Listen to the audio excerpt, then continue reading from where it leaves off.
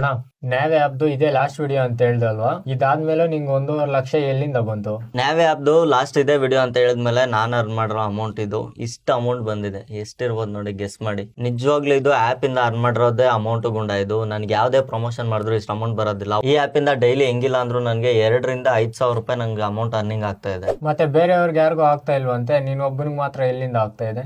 ಯಾಕೆ ನಿಂದು ಒಂದು ಅಕೌಂಟ್ ಸೆಟ್ ಮಾಡ್ಕೊಟ್ಟಿದ್ದೀನಲ್ವಾ, ಯಾಕೆ ನಿನ್ಗೂ ಇಷ್ಟು ಅಮೌಂಟ್ ಬಂದಿಲ್ವಾ? ಹೌದು, ನನಗೂ 85,000 ಬಂದಿದೆ.